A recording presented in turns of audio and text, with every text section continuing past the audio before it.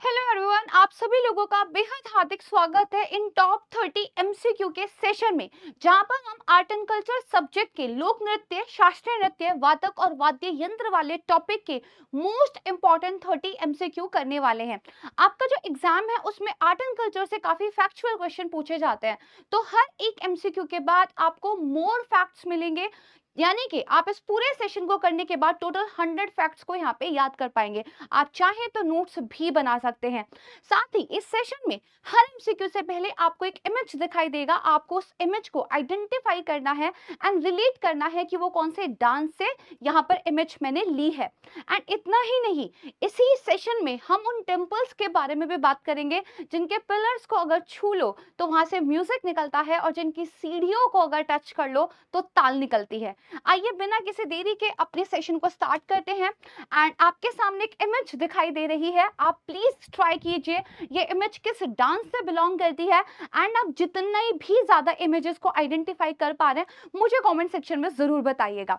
तो हमारा इस इमेज से रिलेटेड पहला क्वेश्चन यहाँ पर है कि भरतनाट्यम नृत्य शैली, उसमें एक डायमंड के शेप की अर्ध बैठने वाली मुद्रा परफॉर्म की जाती है, उसको क्या कहते हैं।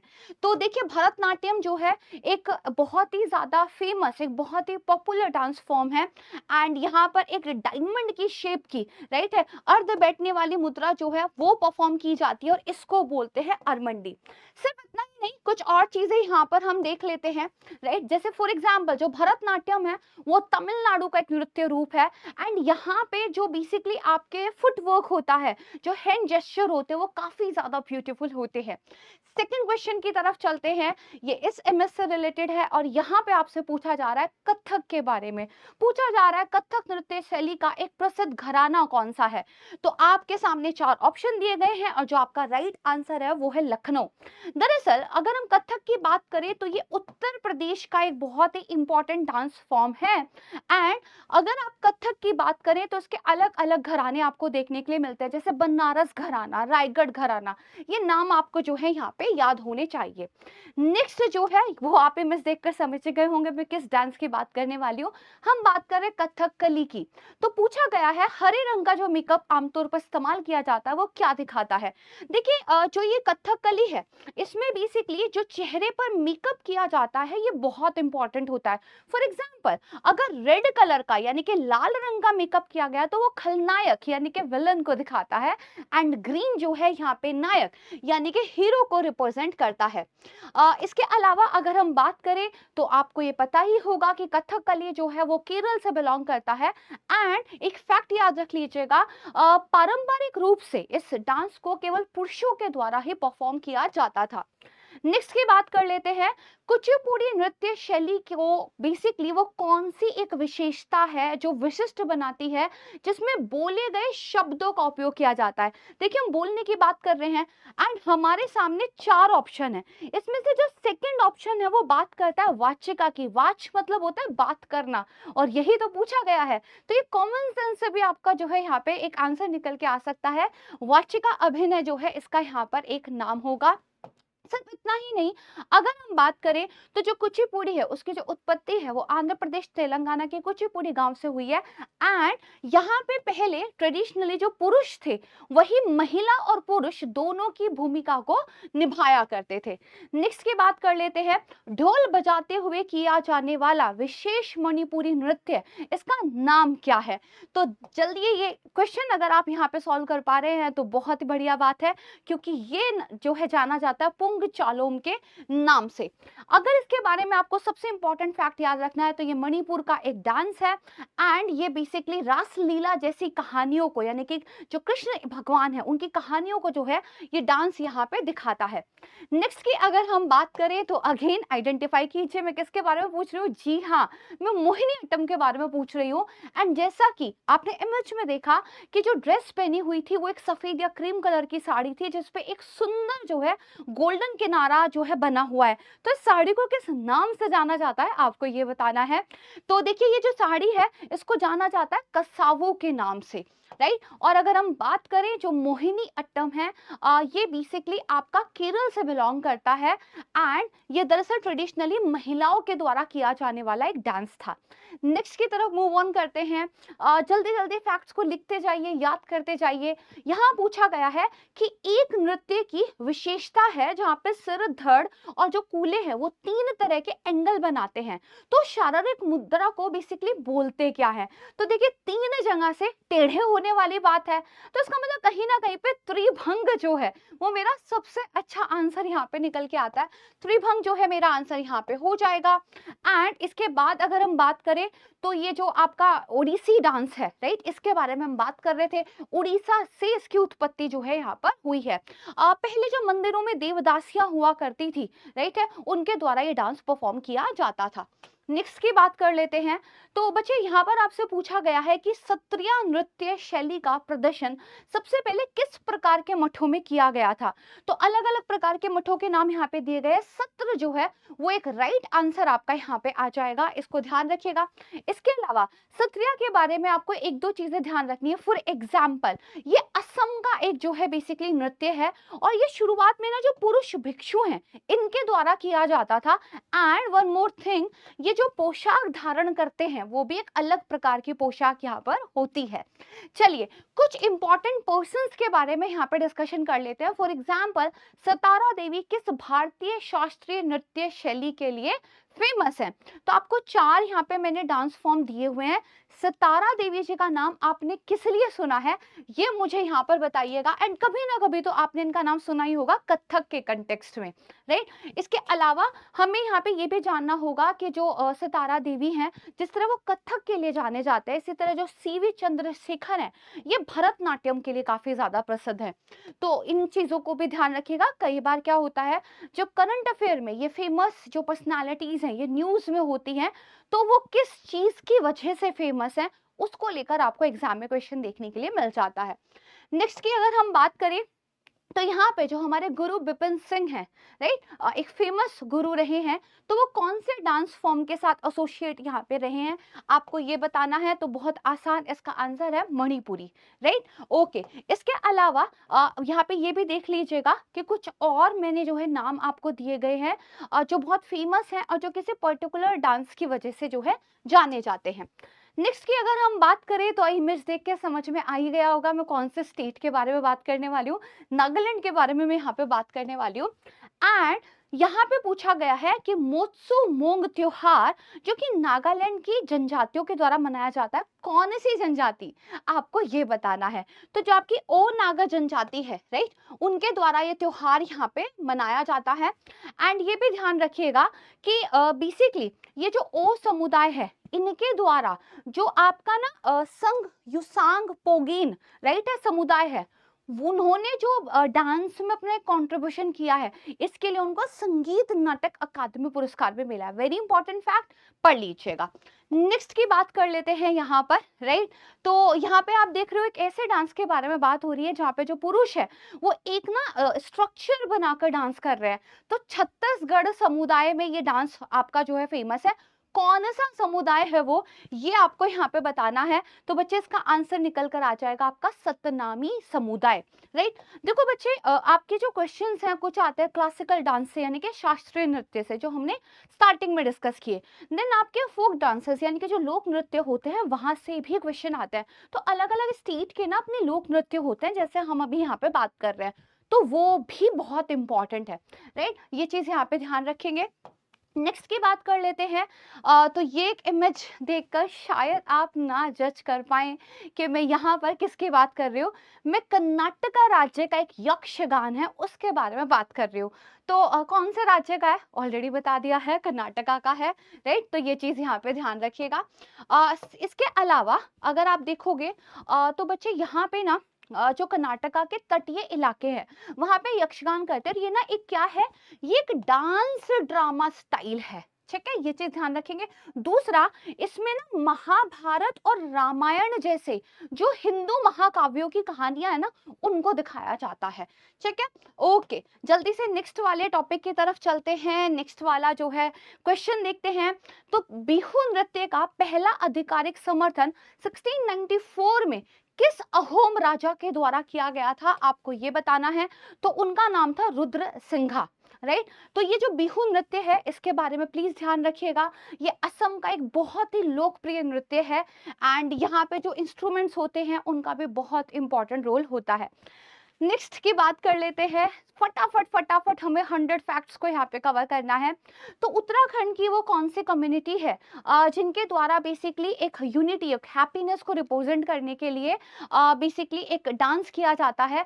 तो आपको यहाँ पे बताना है कि ये जो डांस है ये एक बेसिकली घेरे में किया जाता है। ठीक है, तो बच्चे इसका जो नाम है वो है यहाँ पर झोरा। लेकिन ना एक चीज ध्यान रखिएगा, बहुत सारी जगह ना झोरा उत्तर प्रदेश से भी लिंक दिखाया गया है। तो बेसिकली क्या है, उत्तराखंड पहले उत्तर प्रदेश का ही पार्ट था, राइट। तो इस वजह से वो एक कंफ्यूजन यहाँ पे हो जाता है। यूपी से भी बिलोंग करता है, उत्तराखंड से भी बिलोंग करता है, बट जो मोर एक्यूरेट आंसर है वो यहाँ पे उत्तराखंड है। ठीक है, ओके, नेक्स्ट की बात कर लेते हैं। तो यहाँ पे हम बात कर रहे हैं पांडव नृत्य की। पूछा गया है किस हिंदू महाकाव्य की कहानी जो है इस नृत्य में दिखती होगी। तो पांडव की कहानी कहाँ आती है, महाभारत में आती है, मतलब ये इसी से बिलोंग करता है। एंड इसके अलावा यहाँ पे जो पांडवों की लाइफ के अलग अलग फेजेस थे वो बेसिकली दिखाए जाते हैं। नेक्स्ट की बात कर लेते हैं। यहाँ पर पूछा गया है कि जो आपका भूटिया जनजाति के द्वारा ताशे यांगकू नृत्य है वो किसी उद्देश्य से देवताओं का आह्वान करता है, वो क्या उद्देश्य है। देखो बच्चे, ये सुख और समृद्धि की बात करते हैं कि अच्छा भाग्य मिले, है ना, अच्छी समृद्धि मिले, इसके लिए देवताओं का आह्वान जो है यहाँ पर करते हैं। एंड ये ध्यान रखेंगे, लड़के और लड़कियां जो है भूटिया जनजाति के वो इस डांस को करते हैं और ये ग्रुप डांस है, राइट। ये चीज यहाँ पे ध्यान रखनी है। This is a very famous one, right. I hope आपको इसका नाम तो डेफिनेटली पता होगा, जल्दी मुझे कमेंट सेक्शन में बता दो। एंड यस, हम बात कर रहे हैं यहाँ पर राजस्थान के कालबेलिया डांस की, राइट। पूछा गया है कि यूनेस्को की मानवता की जो सांस्कृतिक विरासत की सूची है उसमें ये कब शामिल किया गया था। तो बच्चे, एक इंटरनेशनल संस्था है यूनेस्को, राइट। वो basically cultural point of view से काम करते हैं, यानी कि संस्कृति विरासत के पॉइंट ऑफ व्यू से अगर कुछ चीज अच्छी है तो उसको रिकॉग्निशन देते हैं। तो जो राजस्थान का कालबेलिया डांस है, उन्होंने इसको यूनेस्को की जो बेसिकली हेरिटेज वाली एक लिस्ट है उसमें शामिल किया था। कब किया था, प्लीज इसका जो आपको ईयर है वो याद रख लेना है, ये 2010 में जो है किया था। कालबेलिया की बात करें तो जो वुमेन्स है यहाँ पर बेसिकली जो कपड़े पहनती है वो इस तरीके के पहनती है कि जब वो मूव करे तो थोड़ा जो सांप की तरह एक मूवमेंट आता है ना, उस तरह का जो है कि यहाँ पे बनता है, और उसी वजह से इस डांस का नाम यहाँ पे कालबेलिया हो गया है। इमेज देख के पता चल रहा होगा कुछ तो हम भक्ति की बात कर रहे हैं, वेरी करेक्ट। हम बात कर रहे हैं भक्ति आंदोलन में, राइट। कौन सा बेसिकली एक तरीके से जो संगीत था, एक म्यूजिक था, वो यहाँ पे हमें दिखाई देता है। इट्स वेरी इजी, भजन और कीर्तन की बात हम यहाँ पे कर रहे हैं, राइट। अगर हम भक्ति आंदोलन की बात करें तो जैसे हमारे कबीर दास थे, राइट है, इसके अलावा जो मीराबाई थी, तुलसीदास थे, राइट, ये प्रमुख कवि जो है इस वक्त के माने जाते हैं। भक्ति आंदोलन की अगर हमने बात कर ली है तो सूफी आंदोलन को क्यों छोड़े। पिक्चर देख के साफ पता चल रहा होगा कव्वाली के बारे में बात कर रहे हैं, वेरी करेक्ट। तो पूछा गया है कि देखिए, सूफी आंदोलन के टाइम पर, राइट, जो एक कव्वाली संगीत शैली आपकी निकल कर आई थी, तो भारत का वो कौन सा क्षेत्र है जहां पर ये मेजरली परफॉर्म किया जाता है। तो ये है आपका पंजाब, एंड इसके अलावा आपका जो पश्चिमी क्षेत्र है वो, राइट है। तो ये आप यहाँ पे ध्यान रखिएगा। अगर हम बात करें तो जैसे बाबा फरीद थे, ख्वाजा मुइनुद्दीन थे, उन लोगों ने इस म्यूजिकल एक परफॉर्मेंस को बहुत ज्यादा फेमस बना दिया था। चलिए, डांस के बारे में काफी कुछ जान लिया है, थोड़ा म्यूजिक के बारे में बात कर लेते हैं। भारतीय शास्त्रीय संगीत की एक बहुत प्रभावशाली हस्ती हैं जिनके फोटो आपने भी देखी, अन्नपूर्णा देवी। वो किस वाद्य यंत्र में जो है निपुण थी, राइट है। तो जो सुरबहार था, इसकी जो है मास्टर इनको माना जाता था, और बहुत बड़े बड़े नाम जो हैं वो इनके स्टूडेंट यहाँ पे रहे हैं। मैंने दे दिया है, आप प्लीज यहाँ पे पढ़ लीजिएगा। एंड बात करते हैं अपने नेक्स्ट वाले बेसिकली क्वेश्चन की। तो आपको पिक्चर में बांसुरी शायद दिखाई दे रही होगी, तो क्वेश्चन आपका बांसुरी से ही रिलेटेड है। यहाँ पर पूछा गया है कि बेसिकली वो कौन से म्यूजिशियंस थे जिन्होंने कंसर्ट्स में, हिंदुस्तानी क्लासिकल म्यूजिक के कंसर्ट्स में बांसुरी को बड़ा फेमस कर दिया था, जिन्होंने 7 छिद्र वाली जो बांसुरी थी उसको इंट्रोड्यूस यहाँ पर किया था। तो अगर आपने फोटो को पहचान लिया तब तो आंसर बहुत आसान है, पन्नालाल घोष जो है इनका नाम आएगा। तो हिंदुस्तानी क्लासिकल म्यूजिक में जो है बांसुरी को इंट्रोड्यूस करने का जो बेसिकली एक सम्मान है वो इनको यहाँ पे मिलता है। नेक्स्ट आता है, जब भारतीय संगीत वाद्य यंत्रों का हम वर्गीकरण करते हैं तो सुशिर वाद्य या फिर एरोफोन ये किस कैटेगरी में आते हैं? एरोफोन की बात कर रहे हैं, मतलब एयर की बात कर रहे हैं, तो कुछ ना कुछ हमारा एयर से रिलेटेड होगा। सारे ऑप्शन देखते हैं तो यहाँ पे एक पवन वाद्य मुझे दिखाई दे रहा है, यानी कि विंड इंस्ट्रूमेंट। यही आंसर जो है आपका यहाँ पर ठीक है।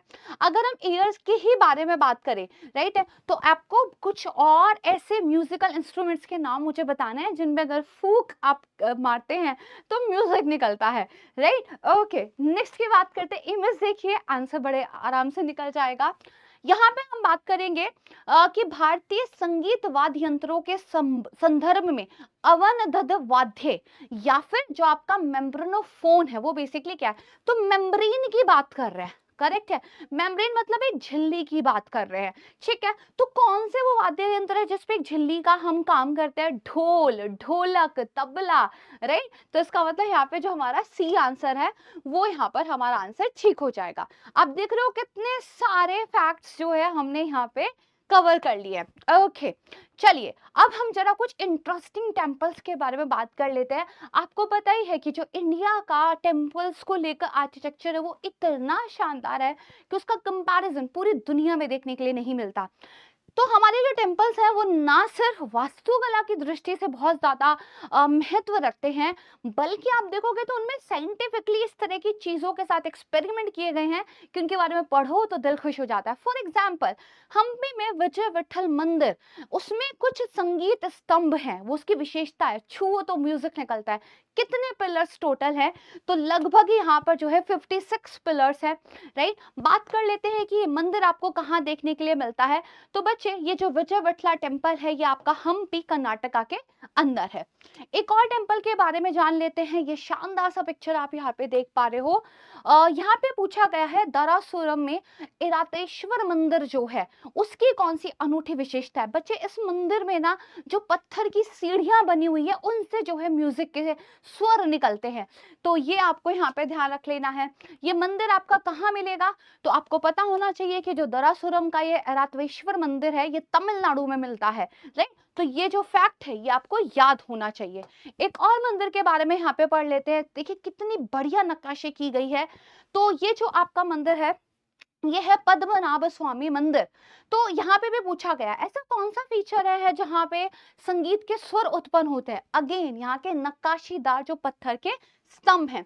अगर हम इस मंदिर की बात करें तो ये मंदिर आपको कहाँ मिल जाएगा? अगर आप केरल घूमने जाएंगे तो वहां पर आपको पद्मनाभ स्वामी मंदिर जरूर घूमना चाहिए, राइट। ओके, बहुत बढ़िया। मूव ऑन करते हैं अपने नेक्स्ट वाले जो है क्वेश्चन की तरफ। अगेन थोड़ा सा डांस के बारे में बात कर लेते हैं। तो देखिए, लाई हरोबा जो नृत्य है उसको शास्त्रीय नृत्य शैली है एक, उसका अग्रदूत माना जाता है। तो कौन से वाली है ये आपको बताना है। तो बच्चे, जो लाई हरोबा है ना वो मणिपुर का एक बहुत ही फेमस लोक नृत्य है और माना जाता है जो मणिपुर शास्त्रीय नृत्य शैली है ये उसका अग्रदूत है। तो ये नाम आपको जो है यहाँ पर याद होना चाहिए। ओके, मूव ऑन करते हैं अपने नेक्स्ट वाले एमसीक्यू की तरफ। तो जैसा आप देख पा रहे हो कुछ तो मार्शल आर्ट जैसा है। एग्जैक्टली यहाँ पे पूछा गया थांगटा प्रदर्शन की जब हम शुरुआत करते हैं तो एक आवाहन वाली जो है प्रस्तुति यहाँ पे की जाती है जिसमें कलाकार जो है आशीर्वाद मांगते हैं। तो उस पर्टिकुलर प्रोसेस को क्या बोलते हैं? तो बहुत ही उसका वियर्ड सा नेम है, याद रख लीजिएगा, राइट। उसका नाम है यहाँ पे खुरुम जाबा, राइट। ये आपको नाम याद होना चाहिए। थांगटा की अगर बात करें, थांग का मतलब होता है तलवार, टा की अगर बात करें तो इसका मतलब होता है भाला, और कहीं ना कहीं ये एक इंडियन मार्शल आर्ट बहुत ही एंशियंट टाइम की उससे बेसिकली रिलेटेड है। तो ये आपको यहाँ पे ध्यान रखना है, तलवारबाजी, भाला चलाना, इस तरह की चीजें यहाँ पे होती है। And I think now we have our last question and I hope you have enjoyed this session. यहाँ पे पूछा गया है गुजरात के लोकप्रिय हुडो नृत्य के बारे में, जो कि एक लोक नृत्य है। पूछा जा रहा है ये किस समुदाय के द्वारा किया जाता है। तो बच्चे, जो आपका भरवाड़ समुदाय है, राइट, भरवाड़ जनजाति जो है उनके द्वारा ये डांस यहाँ पर किया जाता है। तो अगर आप देखोगे इन सारे एमसीक्यू को, अगर आप पढ़ोगे, लगभग 100 प्लस मैंने आपके फैक्ट्स जो है यहाँ पे प्रिपेयर करा दिए हैं, और अगर ये एग्जाम में आता है तो आपको गलत नहीं करना है। बात आ रही होगी मैम रिवाइज कैसे करेंगे? You can download this PTP, this PDF, right, and ये जो पीडीएफ है ये आपको मेरे टेलीग्राम चैनल पे मिल जाएगी। There is a QR code, इसको स्कैन कर लीजिएगा एंड आप मेरा पीडीएफ डाउनलोड कर पाएंगे। Thank you so much everyone. मुझे कमेंट सेक्शन में बताइए क्या इसी तरह के एमसीक्यू आप और भी चाहते हैं, कौन कौन से सब्जेक्ट्स एंड टॉपिक्स पे चाहते हैं, कमेंट कीजिएगा। मैं जल्द एक नया वीडियो लेकर आपके लिए आऊंगी। Thank you so much. जय हिंद।